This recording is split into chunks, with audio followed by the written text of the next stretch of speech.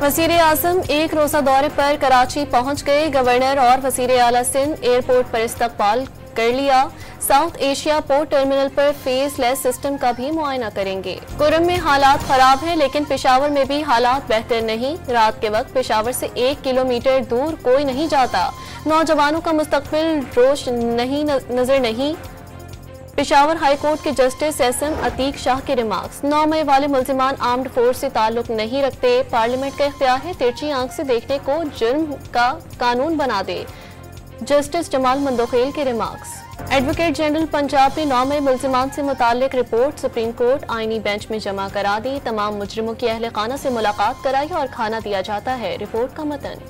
बानी पीटीआई की रोजनामा डॉन और एक्सप्रेस ट्रिब्यून फराहम करने की अपील। बेटों से फोन पर बात कराने और जाती मुआलिज से तिबी मुआयना कराने की भी दरख्वास्त।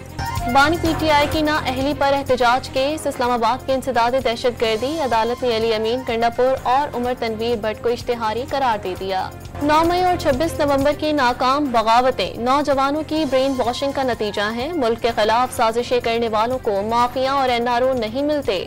वजीर इत्तलात पंजाब का बयान। बलोचिस्तान के हल्के PV-45 में मुबैना धांधली के खिलाफ JUI की कोयटा समेत बलोचिस्तान भर में पहिया जाम हड़ताल।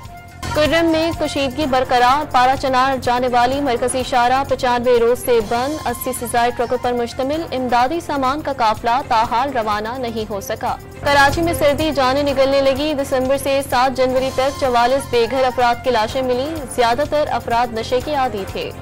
इंटरनेट में खलल के दौरान पाकिस्तान में VPN का इस्तेमाल कई गुना बढ़ गया। इंटरनेट की सुस्त रवी में अहम किरदार अदा किया। PTA की रिपोर्ट। खैबर पख्तूनख्वा में नए साल का पहला पोलियो केस सामने आ गया। टांग की रिहायशी 13 माह की बच्ची में पोलियो वायरस की तस्दीक। और वेस्ट इंडीज से टेस्ट सीरीज के लिए कौमी टीम का ऐलान। आइंदा हफ्ते मुतवक्के। इमामुल हक और शाहीन शाह अफरीदी की शमूलियत का इम्कान।